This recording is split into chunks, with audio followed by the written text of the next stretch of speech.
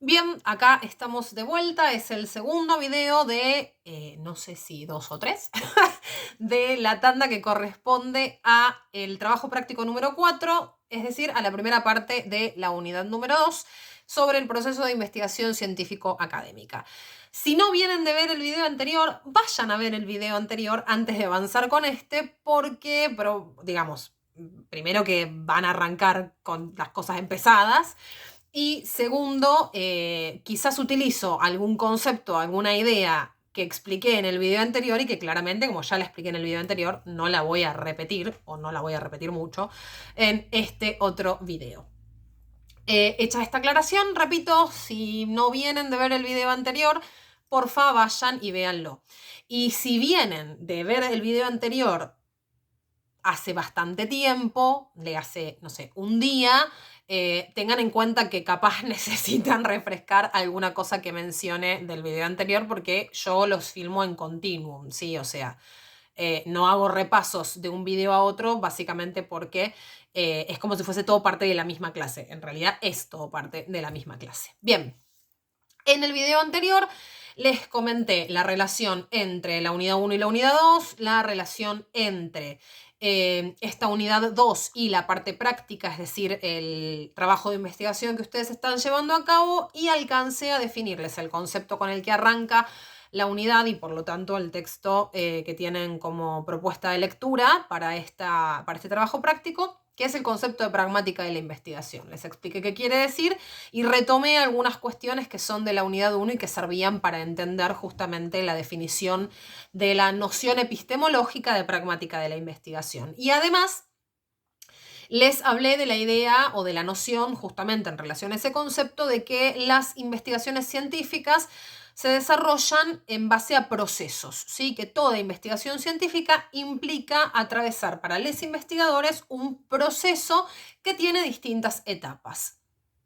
Y que justamente el objetivo de esta primera parte de la unidad 2, es decir, de este trabajo práctico número 4, era hacer un recorrido teórico por estas etapas, justamente que en muchos casos ustedes están recorriendo también con el trabajo que están llevando a cabo en la parte práctica de la materia. También les aclaré que no van a cumplir con cada una de estas etapas exactamente como las encuentran en esta unidad teórica, por todas las razones que ya hablamos un montón en relación a la complejidad de la coyuntura para llevar adelante un trabajo de investigación y todas las adaptaciones que yo hice. Y de las distintas etapas del proceso de investigación, en el video anterior llegué a explicar solamente la primera, que es la selección del tema y la elaboración del recorte de investigación, es decir, la presentación o el diseño de lo que es el objeto de estudio. Básicamente, ¿qué es lo que vamos a investigar?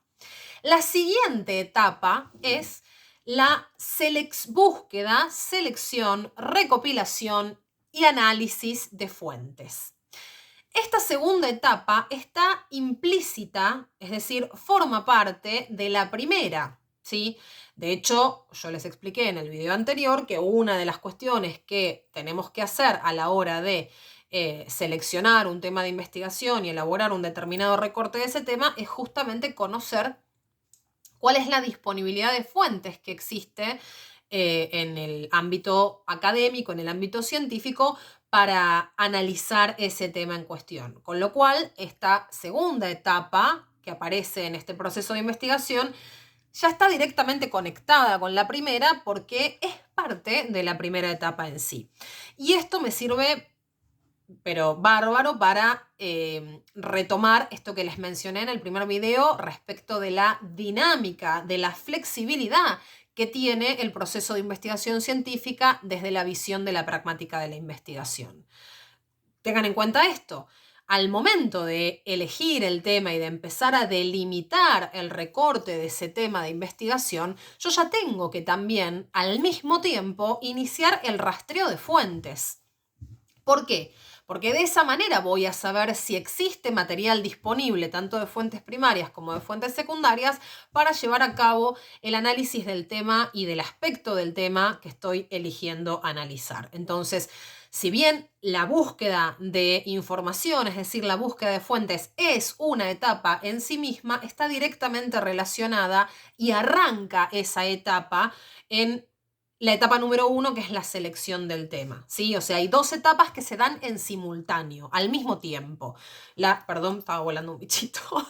La selección del tema y la búsqueda de información de ese tema en particular. De hecho, se van a dar cuenta a medida que avanza en la explicación de las distintas etapas que hay una suerte de simultaneidad, es decir, de que hacer al mismo tiempo, de recorrer al mismo tiempo o de ir y venir en las distintas etapas del proceso. Y eso es justamente lo que plantea la propuesta teórica y epistemológica de la pragmática de la investigación. Bien.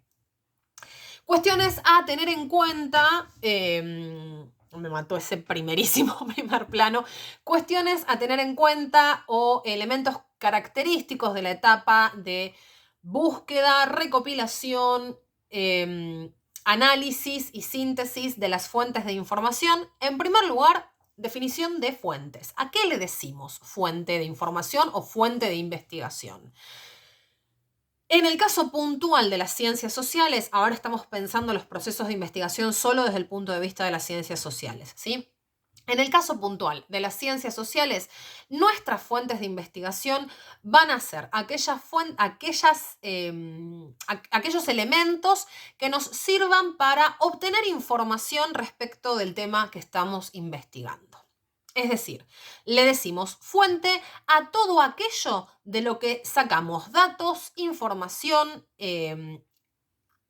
datos e información, no se me ocurre otro sinónimo, para obtener, ¿sí?, lo que necesitamos para elaborar nuestra investigación. Por eso es fuente, porque obtengo de eso la data, la información necesaria para el análisis que estoy proponiendo en mi investigación. Existen en ciencias sociales 2 grandes conjuntos de fuentes que a su vez después se dividen en distintos tipos o distintos subtipos al interior de cada uno de estos 2 grandes conjuntos. Y es muy importante que tengan hecha esta diferenciación en estos 2 grandes conjuntos de fuentes. Las fuentes primarias y las fuentes secundarias.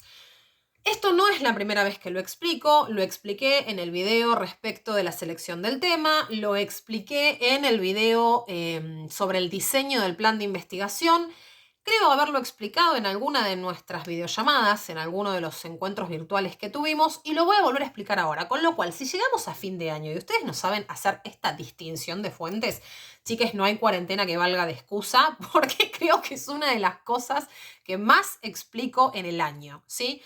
La diferencia entre fuentes primarias y fuentes secundarias. Existen en ciencias sociales estos 2 grandes conjuntos o 2 grandes grupos de fuentes, ¿sí? Después, repito, al interior de fuentes primarias hay toda una serie de subtipos, al interior de fuentes secundarias hay toda otra serie de subtipos.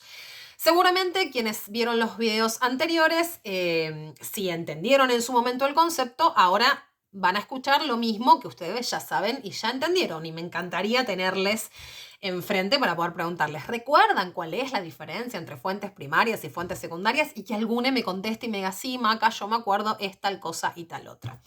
Es muy frustrante no poder hacer esta pregunta porque de verdad me encantaría que alguien me la conteste, pero como no tengo la posibilidad, lo vuelvo a explicar. Las fuentes primarias son aquellas que encontramos en estado puro, ¿sí? Siempre es un concepto que me cuesta un montón. Es súper simple, pero es complejo de explicar. Siempre busco una forma distinta para ver si de esa manera se entiende.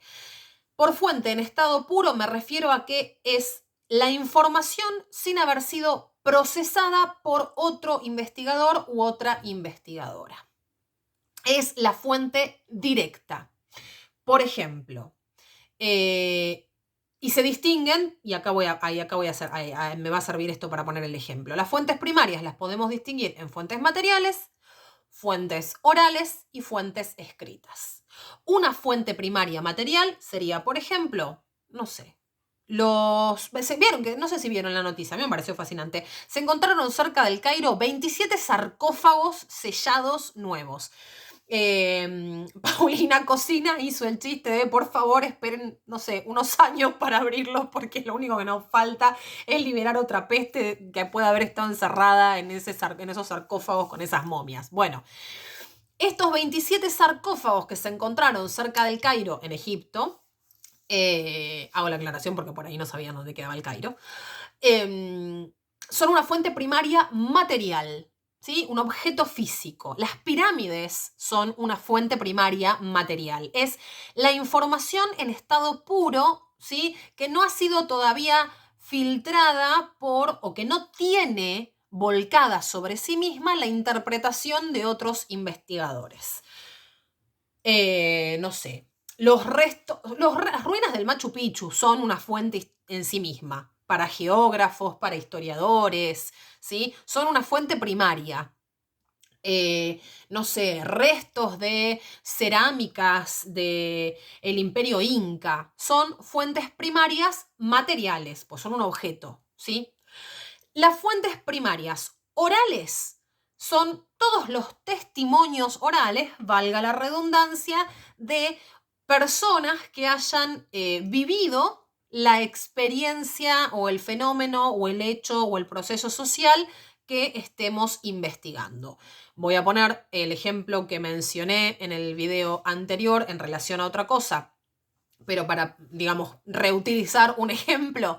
Si yo estoy analizando, por ejemplo, la vida en los centros clandestinos de detención durante la última dictadura militar, una fuente primaria oral es justamente el testimonio de las y les sobrevivientes a los distintos centros clandestinos de detención de la última dictadura. Eso sería una fuente oral.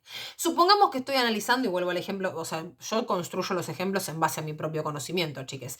Vuelvo al ejemplo del feminismo. Supongamos que estoy investigando el impacto del feminismo en mujeres mayores de 50 en los últimos 10 años. Bueno, una fuente primaria oral sería entrevistar a mujeres mayores de 50 años que hayan, no sé, participado en las marchas, en las distintas marchas nucleadas en torno a los movimientos feministas, las marchas por el Ni Una Menos, las marchas por la despenalización, perdón, la legalización del aborto, las marchas del paro internacional de mujeres el 8 de marzo, ¿sí?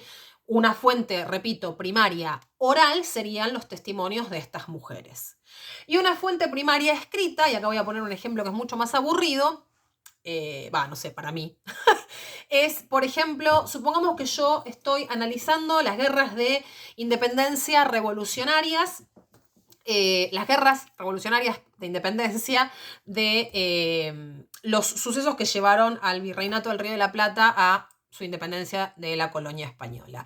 Las cartas entre Belgrano y San Martín podrían ser una fuente primaria escrita, ¿sí? La correspondencia entre los distintos próceres de nuestro proceso de revolución e independización son una fuente primaria escrita. Los diarios de sesiones, voy a poner un ejemplo más actual y con mucha más onda. Si estoy analizando la lucha por la despenalización, por la legalización del aborto en Argentina, una posibilidad sería analizar como fuente primaria los diarios de sesiones del Congreso, de la Cámara de Diputados y de la Cámara de Senadores durante los debates en 2018 por la legalización del aborto. Esas son fuentes primarias, fuentes que no fueron todavía, fuentes en las cuales no está presente la interpretación de otro investigador. Puede que, no sé, una historiadora feminista ya haya consultado esos diarios de sesiones del Congreso, ¿sí?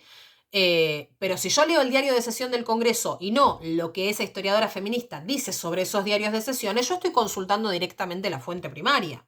Es muy probable que ya haya egiptólogos y egiptólogas analizando estos 27 sarcófagos que descubrieron nuevos en el Cairo. Pero si yo como egiptóloga, que no lo soy, pero si lo fuere, los investigo de vuelta directamente, estoy yendo a la fuente primaria. La fuente primaria es la que está libre del trabajo de otros investigadores, de otras investigadoras, de otros cientistas que estudian ese tema. Esas son las fuentes primarias, que se dividen en materiales, orales y escritas. Las fuentes secundarias son en su mayoría escritas, aunque también puede haber audiovisuales, ¿sí? Sobre todo cuando hablamos de la divulgación del conocimiento. Hay muchos investigadores, muchas investigadoras en ciencias sociales que plasman los resultados de sus investigaciones en conferencias o en documentales. Entonces hay fuentes secundarias audiovisuales o auditivas, pero en su mayoría son escritas. Las fuentes secundarias son justamente todas aquellas que son producidas por otros investigadores, ¿sí? Hago una pausa un segundo porque mi gata está haciendo mucho ruido. Bien, volví. No quería cortar de lleno el video porque ya venía 15 minutos explicando, así que lo pausé, arreté a mi gata y volví. Les decía entonces, las fuentes secundarias son todas aquellas que son producidas por otros investigadores, por otros cientistas sociales, ¿sí? Pueden ser libros, capítulos de libros, artículos, ponencias, informes, ensayos, documentales, conferencias científicas o académicas especializadas en un tema. En la fuente secundaria lo que yo voy a encontrar es información que está atravesada por la tarea de otro científico. Es decir, no solo tengo el dato obtenido de la fuente primaria, sino que ese dato obtenido de la fuente primaria ya fue filtrado por la observación, por la investigación de otro científico. Con lo cual, y es muy importante eso tener en cuenta, va a estar volcado ya el análisis de alguien más en esa fuente. Yo puedo utilizar las fuentes secundarias para estar de acuerdo porque estoy de acuerdo con esa interpretación científica o para discutir con esa interpretación científica. En ciencias sociales es muy común eso, tomar el trabajo de otros investigadores y ver si, digamos, efectivamente los hechos se corresponden con la interpretación propuesta por ese investigador o esa investigadora, o si yo del análisis de la misma fuente primaria obtengo datos distintos y entonces discuto con la interpretación que propone esa otra fuente secundaria. Eso es muy común en temas muy controversiales como por ejemplo en peronismo. En peronismo hay infinidad, cientos de miles de trabajos que por ahí están basados en los mismos conjuntos de fuentes primarias, pero que arrojan interpretaciones científicas completamente distintas. Y es muy importante que ustedes tengan en cuenta esta diferenciación, porque la fuente primaria es el dato puro, ¿sí? Ustedes van a interpretar ese dato puro. La fuente secundaria ya tiene, además del dato, ¿sí? Porque si no tiene el dato no es científica, además del dato, la interpretación o el análisis de él o la investigadora que produce esa fuente. Bien. En líneas generales, en el trabajo de investigación que están desarrollando ustedes, trabajan mayormente con fuentes secundarias, porque el laburo con fuentes primarias requiere de, por ejemplo, ir a hemerotecas, porque los diarios y revistas son fuentes primarias, o de la posibilidad de acceder a la realización de entrevistas, o de acceder a la realización de encuestas, o de acceder a repositorios documentales donde existan fuentes primarias, y la verdad es que en el contexto que estamos, eso para estudiantes secundarios es muy difícil, con lo cual yo prefiero que no se pierdan de la posibilidad de hacer la investigación y que si es necesario basen la investigación principalmente en fuentes secundarias, teniendo en cuenta, ojo, esto que les acabo de aclarar, en la diferenciación de ambos tipos de fuentes. En las fuentes secundarias la información ya está filtrada por el análisis de un investigador o investigadora o investigadore previo, ¿sí? Bien. No les voy a mencionar, en el texto tienen bien diferenciados todos los tipos de fuentes secundarias que ustedes pueden consultar, eso no hace falta que se los explique, es súper claro. Y además tienen algo que es muy útil, que es cuáles son los datos que tengo que registrar de cada una de esas fuentes. Porque, ojo, y esto lo menciono ahora, pero lo voy a explicar para el trabajo práctico número 5 bien en profundidad cuando veamos lo que es el aparato erudito de la presentación final de una investigación. En una investigación académica o científica, todas las fuentes que yo consulto las tengo que registrar. Es decir, las tengo que tener en una lista que voy a presentar al final de mi trabajo, porque esa lista de fuentes es una de las tantas herramientas que yo utilizo para demostrar que mi trabajo es efectivamente científico, que la información no salió de un repollo o de mi imaginación, o que yo no estoy inventando datos para afirmar con esos datos que invento información falsa, ¿sí? Entonces es muy importante tener un registro de todas las fuentes que se consultan. En el apartado de este texto sobre las fuentes tienen, en términos de fuentes secundarias, cuáles son todos los tipos de fuentes que ustedes pueden llegar a consultar y qué datos hay que registrar, es decir, qué datos hay que poner en esa lista de fuentes en cada uno de los casos o en cada uno de los distintos tipos de fuentes que consulten. Bien. Y en esta búsqueda, análisis y recopilación de fuentes nos lleva a la siguiente etapa del proceso de investigación, que es algo que yo no les pido a ustedes que hagan en esta instancia del trabajo, que es, que no les pido que hagan en el trabajo de investigación que están llevando a cabo, que es la elaboración del estado de la cuestión. Me voy a detener de la forma más simple y recortada posible. Perdón que se me secó la garganta. Porque no es algo que les pida que hagan en la práctica, pero sí me pareció importante dejarlo en la parte teórica de la materia, porque es muy probable que quienes de ustedes sigan en una carrera terciaria o universitaria vinculada a ciencias sociales tengan que en algún momento enfrentarse a hacer un estado de la cuestión o estado del arte, y está bueno que sepan más o menos de qué se trata para que no les suene a chino mandarín el día que lo vean por primera vez en sus estudios superiores. Un estado de la cuestión o estado del arte es, para decirlo de una forma sencilla, ¿qué es lo que se sabe y lo que se ha dicho de mi tema de investigación hasta el momento en el que yo me pongo a investigarlo? Es decir, ¿qué saben, qué han dicho, qué han propuesto otros investigadores antes que yo sobre el tema que yo voy a decidir investigar? ¿Qué se dijo? ¿Cómo se lo interpreta? ¿Con qué conceptos? ¿Con qué categorías? ¿Con qué herramientas? ¿Qué fuentes se han utilizado? ¿Qué interpretaciones se han propuesto? ¿A qué conclusiones han llegado otros investigadores? Todo eso intenta ser respondido por el estado de la cuestión o el estado del arte. ¿Cuál es la cuestión? El tema que estoy investigando yo.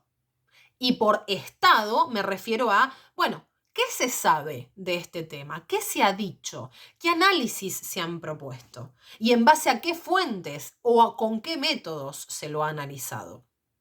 Es importantísimo hacer, cuando uno lleva adelante una investigación científica, un estado de la cuestión, por un montón de razones, ¿sí? Razones muchas de las cuales no tienen que ver con los motivos por los cuales ustedes están haciendo ahora el trabajo de investigación, con lo cual por eso al momento de simplificar el trabajo preferí que entre las cosas que saqué de la investigación, bueno, el estado de la cuestión fue una de ellas, porque me parecía que en relación a otras instancias o etapas del proceso de investigación, esta era la que menos modificaba la tarea que ustedes están llevando a cabo. Pero cuando el día de mañana en algún estudio superior ustedes lleven adelante una investigación, es muy importante que sepan hacer, o por lo menos qué es un estado de la cuestión. ¿Sí? Porque en base al estado de la cuestión, uno o una o une en primera instancia obtiene un panorama general de, bueno, ok, sobre esto que yo estoy investigando se dijo todo esto. Y eso mismo sirve para elaborar la siguiente etapa que voy a explicar ahora, que es el marco teórico o referencial, ¿sí? Voy a alterar el orden en el que aparecen las etapas en el texto, porque después de esto viene el planteo del problema y la hipótesis, y al final el marco teórico referencial, pero yo lo voy a plantear acá pegadito al estado de la cuestión y les voy a decir por qué.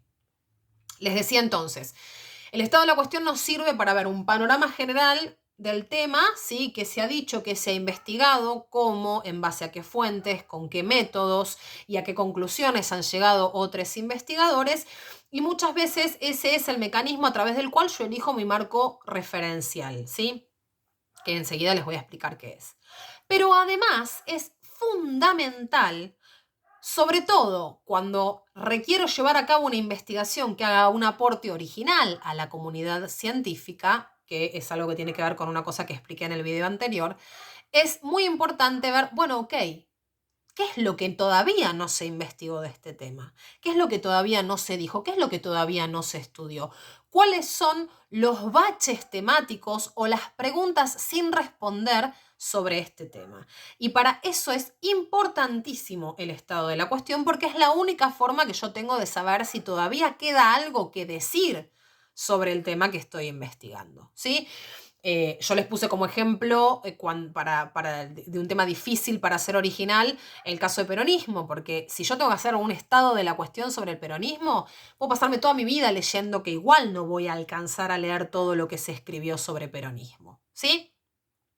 En cambio, si hago un estado de la cuestión sobre, por ejemplo, la cuestión del aborto, si bien hay un montón escrito, es muy probable que encuentre todavía espacios en blanco, como decir, mira, este aspecto todavía no se trabajó, esto todavía no se discutió, esto todavía no se analizó, ¿sí? Porque es un tema básicamente más nuevo.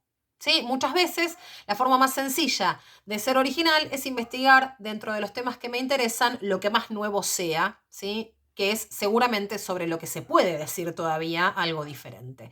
Y para poder decir algo diferente de aquello que voy a investigar, primero tengo que saber más o menos qué fue lo que se dijo. ¿Cómo lo sé? Haciendo un estado de la cuestión. ¿Cómo hago un estado de la cuestión? Siguiendo los siguientes pasos. En primer lugar, el rastreo bibliográfico. Y acá, atentí, solamente se hace un estado de la cuestión en base a fuentes secundarias, porque la fuente primaria es una fuente pura. O sea, me da el dato, no me dice qué es lo que se dijo sobre ese dato, ¿sí? Entonces, los estados de la cuestión o estados del arte es sinónimo. Decir estado de la cuestión, decir estado del arte es exactamente lo mismo. Se hacen en base a fuentes secundarias, a la bibliografía, a lo que se escribió sobre ese tema.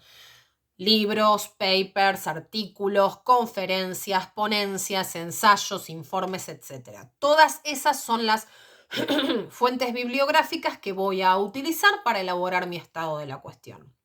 Entonces, repito, el estado de la cuestión tiene una primera etapa que es el rastreo de esas fuentes.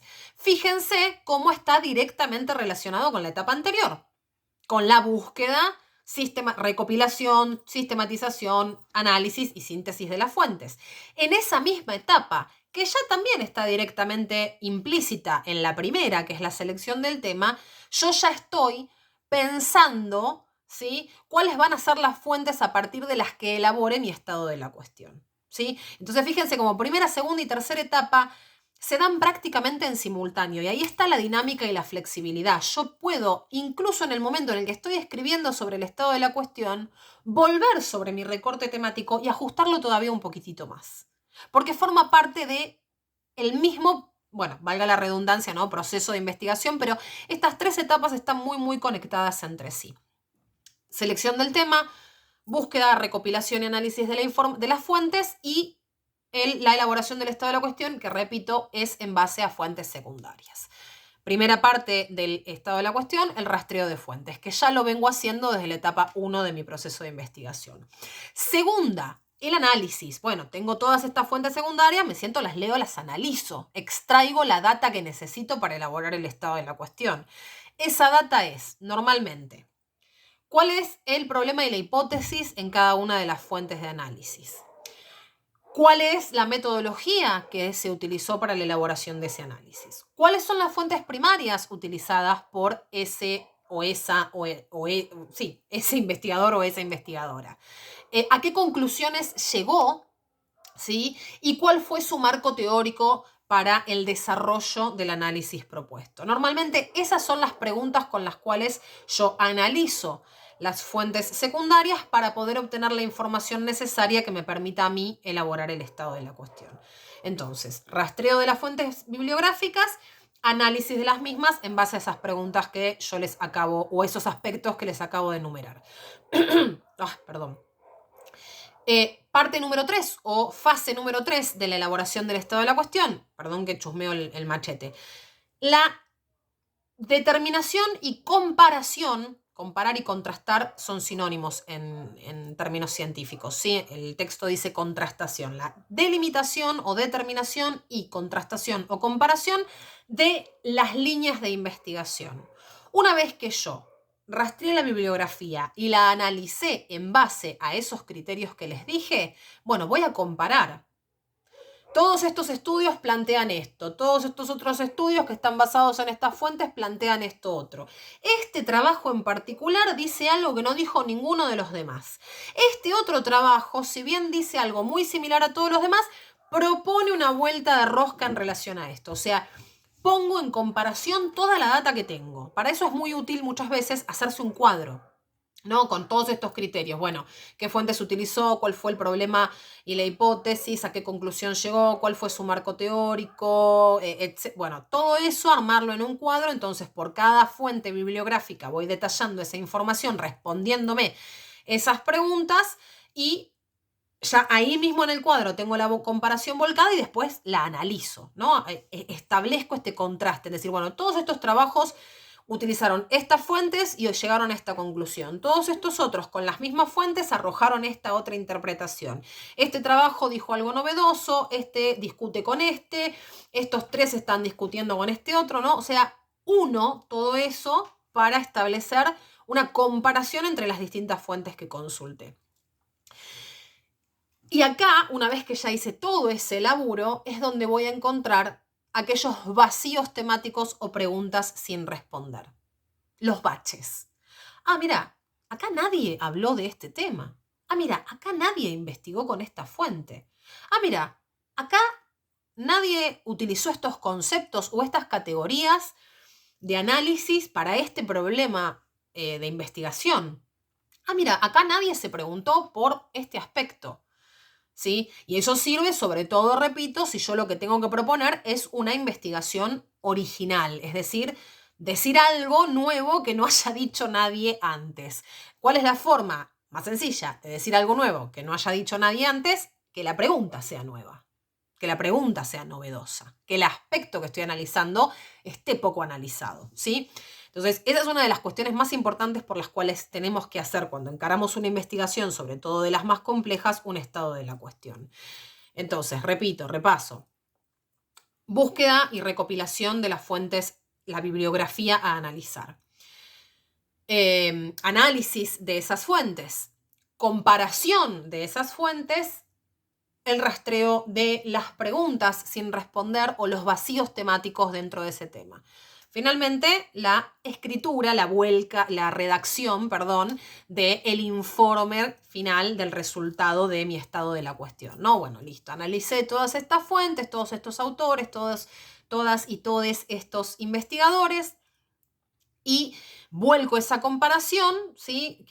La comparación que establecí en la contrastación de las distintas líneas de investigación, la vuelco en un informe escrito y doy cuenta de aquellos espacios, aquellos temas o aquellos aspectos del tema más analizados, las fuentes más utilizadas y puedo ahí mismo, en ese informe del estado de la cuestión, presentar, bueno, todavía no se ha analizado este aspecto, todavía no se ha utilizado esta fuente, todavía no se ha resuelto este interrogante.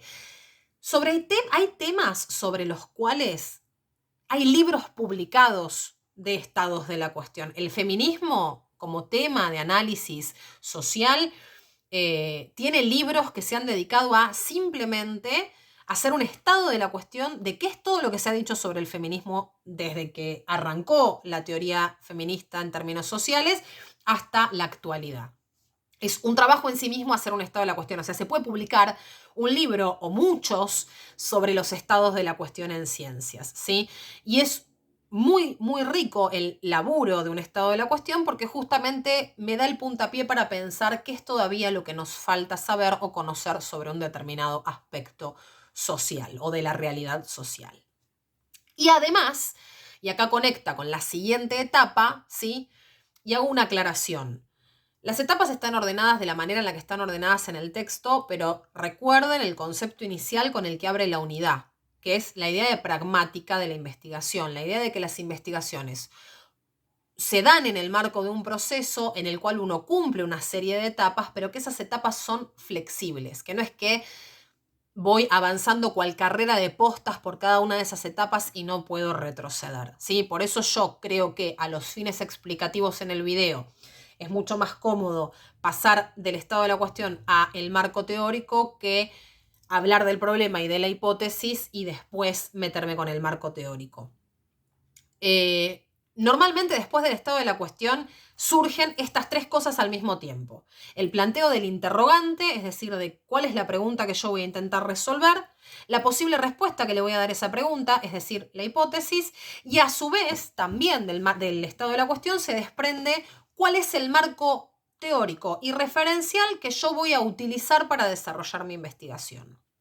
Salto en este caso directamente al marco teórico porque es otra de las cosas que yo saqué de la investigación en términos prácticos que ustedes están haciendo, porque es algo que requiere de un nivel de laburo en el aula que en este momento claramente no podemos hacer, y que la verdad que antes de pedírselos y complicarles la vida, preferí sacarlo y priorizar el eje de el que la investigación responda a un determinado problema, es decir, a una determinada pregunta.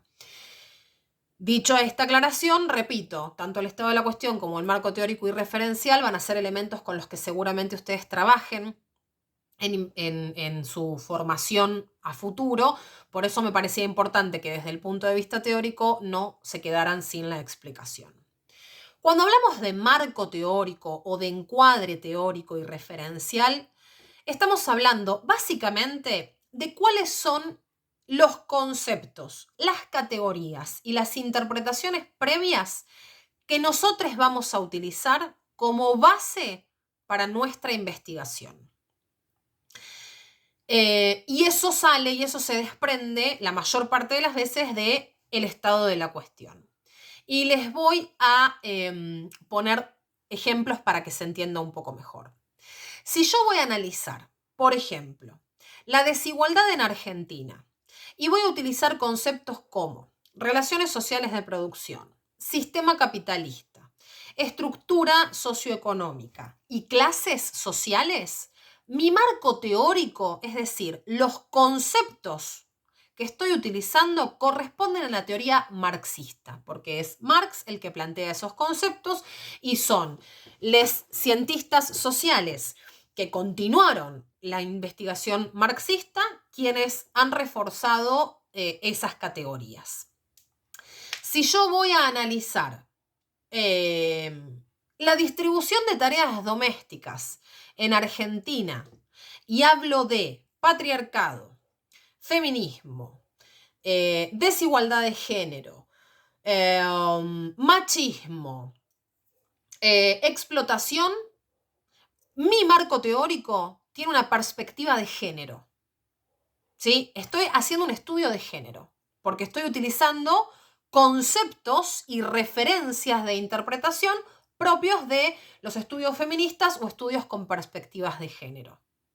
Eso es el marco teórico referencial. Las teorías que yo utilizo o las partes de teorías que yo utilizo para analizar, ¿sí?, mi objeto de estudio.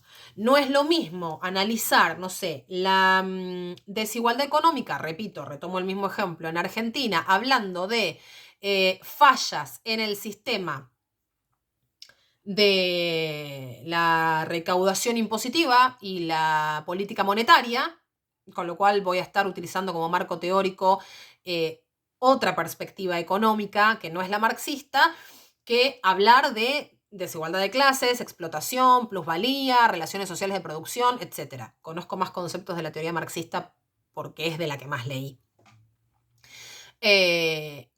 Pero con marco teórico referencial me refiero a esta cuestión. Son las ideas, ahí está, esta es una forma más simple de plantearlo, son las ideas que yo utilizo para elaborar mi interpretación, para elaborar el análisis del objeto de estudio que estoy estudiando en mi investigación. De hecho, incluso hasta puedo inventar un concepto o una categoría nueva. Muchos de los investigadores, muchas de las investigadoras más conocidas en ciencias sociales lo han hecho, ¿sí? Por ejemplo, Hannah Arendt, como filósofa y cientista social, propuso en su momento una redefinición del concepto de totalitarismo. No sé, se me ocurre ahora, bueno, Durkheim hablando de hecho social, Weber hablando de las distintas categorías de los conceptos de legitimidad, Marx hablando de clase, plusvalía, explotación, relaciones sociales de producción, Judith Butler cuando plantea la teoría queer. construyen, estos investigadores, estas investigadoras, han construido su propio marco teórico y referencial. Por supuesto, utilizando en muchos casos ideas y conceptos de otros investigadores, pero su propio trabajo es proponer un nuevo marco teórico de investigación. Repito entonces, y con esto cierro este video, al final me va a quedar en 3 videos de vuelta. Le decimos marco teórico o referencial al conjunto de ideas propias o ajenas que tomamos en nuestra investigación para poder desarrollar y plantear la interpretación que proponemos. ¿Sí? Son conceptos, son categorías, son ideas, interpretaciones, nociones. ¿Sí? No es lo mismo hablar de movimiento de mujeres que de movimiento feminista. Parece una diferencia súper sutil, pero es una diferencia enorme. No es lo mismo hablar de sector social que de clase social. Muchas veces lo usamos como sinónimo y no quieren decir en términos científicamente estrictos lo mismo. De hecho, es la economía liberal la que habla de sectores sociales y la economía marxista la que habla de clases. Entonces, esas diferencias que nos parecen sutiles o que nos parecen que no tienen ningún impacto en nuestra investigación, la tienen. ¿Sí? Porque según el marco teórico que yo utilice, según el conjunto de conceptos, categorías e ideas que utilice para elaborar mi interpretación, es la conclusión a la que voy a llegar y el tipo de afirmaciones científicas que voy a estar proponiendo. Corto con esto, en el video siguiente nos queda entonces por ver la cuestión del problema y la hipótesis y la contrastación de esa hipótesis propuesta en el marco del desarrollo de la investigación y las distintas formas posibles de presentar los resultados de nuestra investigación en términos académicos. Nos vemos en el siguiente video, que creo, por el orden que todo esto tiene en mi cabecita, va a ser el último. Y si no, bueno, serán 4, chiques, perdón.